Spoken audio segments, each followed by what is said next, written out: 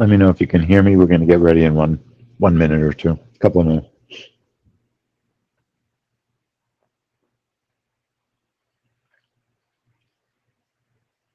Okay, thanks. So we're going to stay in the room till crude oil.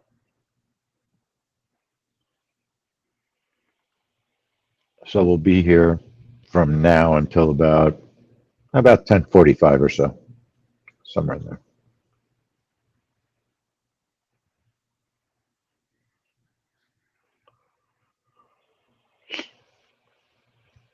So no family trades today. We've got one tomorrow.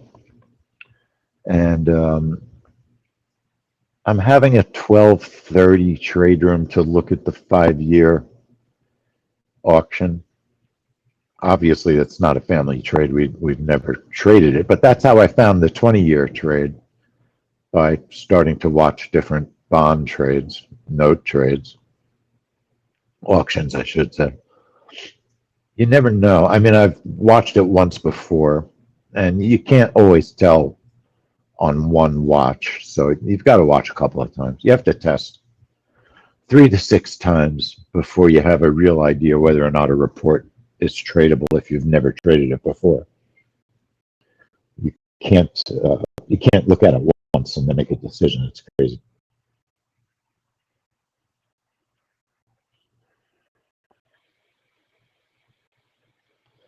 All right, so our YouTube is working.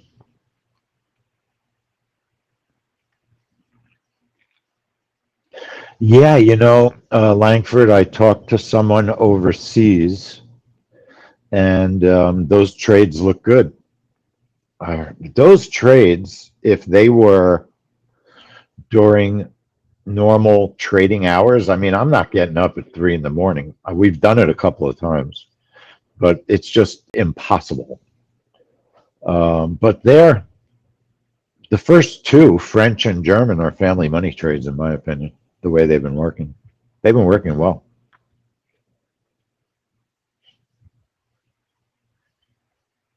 And it's the euro, so it's 6 1/4 a tick. It's not, they're not ultra high risk, other than they can whip around, though.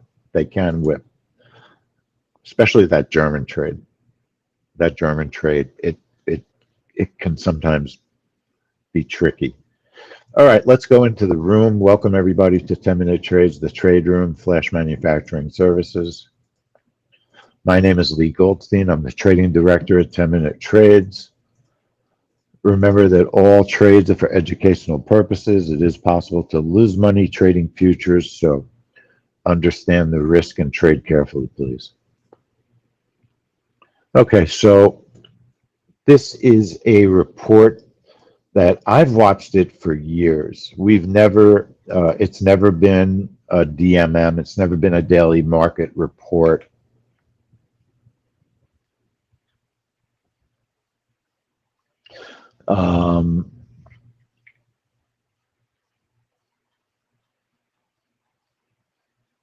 But it seems that in the past 4 months, it's hit the first target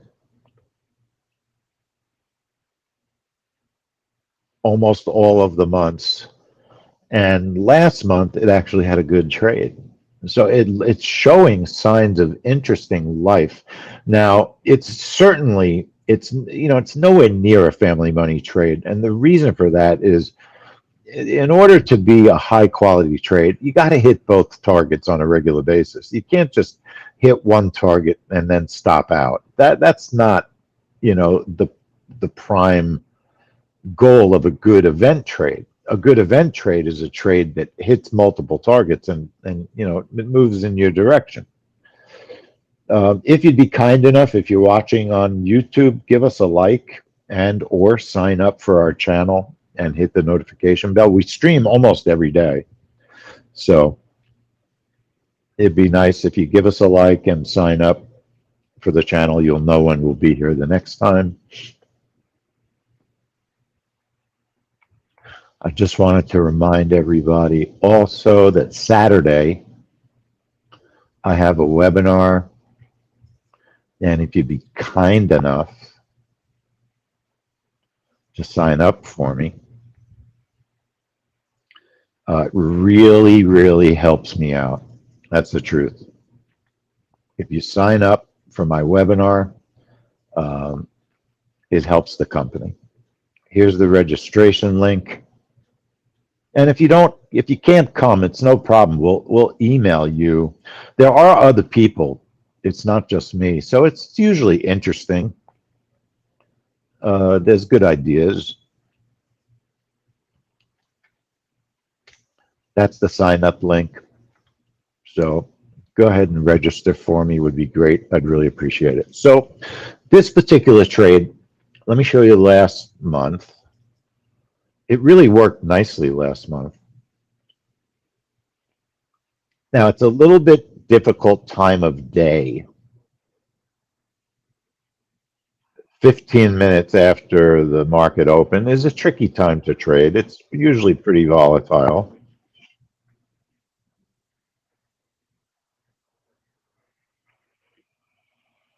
But you could see last month, gold was trending a little bit up, and the news was quite positive, was medium positive to good positive, and it had a very normal, that's a very normal news move. That was just a totally normal response. The news came out on time, gold shot down. I mean, it really was a good looking trade, but that's the only one in 4 months that's looked that good. So you got to keep that in mind. I mean, if you don't get, you want that 4 out of the last 6, in order for a trade to have serious meaning. You've also got, you've got gold trending extremely strongly now to the upside. Okay. It's up 90, roughly 90 ticks since I started looking at it, which was last night. So you're battling an upward trend. In other words, if the news is bad, that's almost the best response you can get from the news, because the trend often before this past year, gold would move up on bad news and down on good news. It's been very inconsistent as of late. But because you've got a strong upward trend right now, if you got bad news that would potentially push gold up, you might get a good trade, regardless of what the news is. In other words, you just might get a trend trade, or you might just get a push up. You don't always know what the market's responding to. But so it's manufacturing data, manufacturing PMI, and service data. The market likes that kind of info. So the setup that I've been testing with on this trade, and I'm thinking of just looking for one target. I'm trading our little account, our test account. I don't want to ruin the test account by shrinking it too much, because my boss is going to be trading it. In other words, I take all our most risky trades in this test account. I don't want to kill the account for him, make it too hard for him to trade. But so I would, if I was going to do anything on this report, I would trade one contract.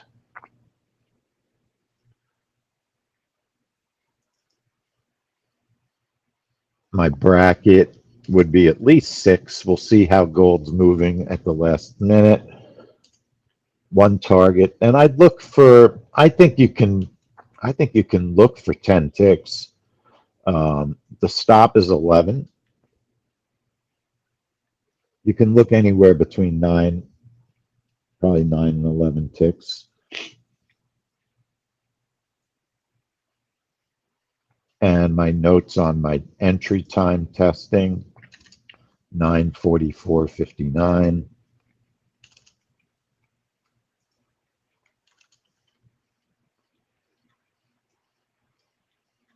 And then I like to label the trade, gold, the instrument, and then final, it's flash, not final, flash, manufacturing. So, when you get that kind of volatility, it makes you very careful, okay? So you want to see, I'm not 100% definitely going to trade this. I'm going to watch this market.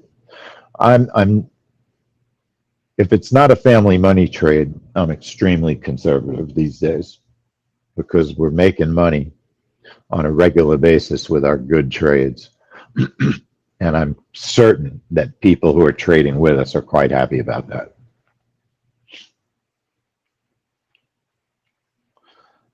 It's fun. One of the problems is it's fun to trade. It's exciting to trade, but it's still a real drag if you lose money. It stinks if you lose money. And we're not here to lose money.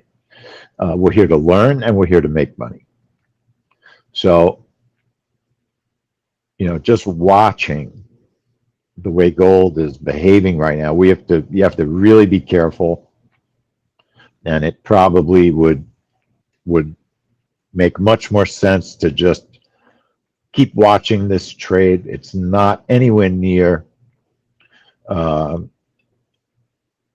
steady, profitable money maker. So I'm going to do the prudent thing and just set up my regular test because, like I said, it may very well hit one target, but there's a fair amount of volatility. Gold, look, gold went from 80 to 130 in the 3 minutes we've been watching it, right? That means if the news is good, you're probably not going to get a normal response. It's going to struggle to push gold down because the trend is so powerful right now. So you're going to struggle to have a successful trade. So it makes more sense in these volatile markets to keep watching your test trades. The trades that we call the coin toss trades, right? The trades that are the trades that keep your account flat and it break even, right? Those are the easy trades to take. The hard thing is figuring out which trades are going to work and give you profits. That's the hardest thing to do. So, my opinion, pre-trade volatility makes the smart move to just keep an eye on this report. If it works today, given this kind of volatility, then it gives it strong, convincing argument for maybe really trading it. So I would look on my first target normally for about 5 ticks, and then my second target, I'd look for 14. My stop is 11. And that's the setup that I'm using. We'll check our sync. We'll check our time. But that's a big volatile move that just makes you have to be extra careful. If gold was, 25 ticks, I might trade it for one contract. But like I said, I'm not here just to throw money at the market. We're here to try and make money, even in our test account. The idea in the test account is to trade the reports that look like they're possibly family money trades or becoming the family money trades. It's not just to throw money out to see if a report will work or not. That's not the point. And it's never an issue of fear. I'm not afraid to trade. I went to the website time.is to check our sync. there's no real, sometimes, yeah, sometimes you definitely have nerves before a trade. You're thinking, oh man, I don't want to get stopped. I'm worried about the trade. You still trade them. For for for me, I've been doing this so long. It's amazing how even as long as I've been doing it, sometimes fear can still affect your trade. It won't normally stop me from taking a trade, but sometimes it will cloud your judgment, you know? It will definitely cloud your judgment.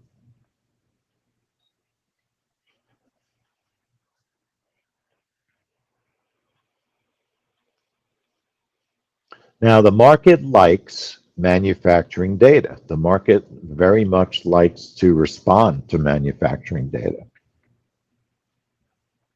So they're expecting very close data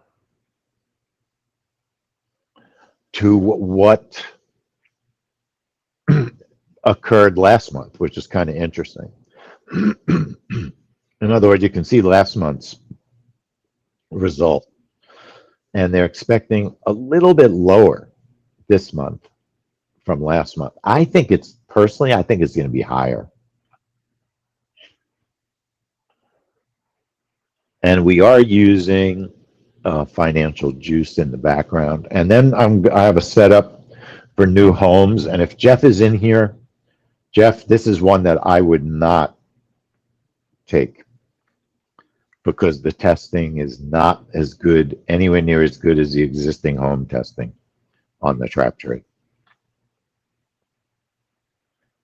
I mean, look, I'll show you. I'm going to show you a way to take it with lower risk today.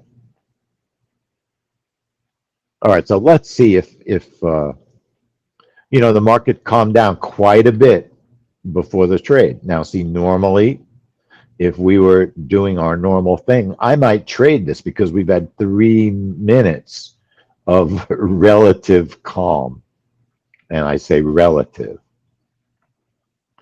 Now, it just jerked up enough to fill. The news is mixed, which is the worst possible thing that could happen. So now you just might get a gold trend to the upside because gold is moving up. I definitely, even if this trade works, the decision not to trade it was the best decision because it's not a consistent report. And even the results today were inconsistent. You had negative services news, but you had positive manufacturing news. It hits the first target, so you've got to protect your stop. Do you want to give it all away? You're probably really just getting an upward trend in price. You're not getting what I would call a news trade. That was not what I would call a standard news reaction to a report. But what's interesting is you could trade this as a one target trade. I mean, it's had 4 months where it hit the first target. That's a trend. That's a trend you could trade. It's whether or not that's good enough for you. It's not good enough to be a family trade. But what's interesting is even with a crazy volatile market,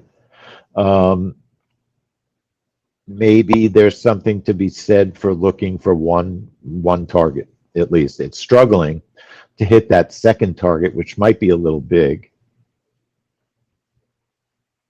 Now, the reason I'm bringing it down is because we do have another trade I want to set up for. So in theory, that could have been a trade that worked, okay?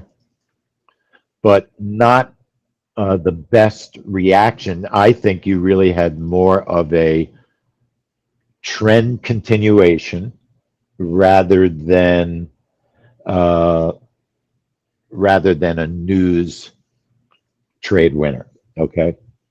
Now, I want to set up new home sales. New home sales has not been a worthwhile trade. So I'm testing a setup, similar setup to yesterday's trap trade also.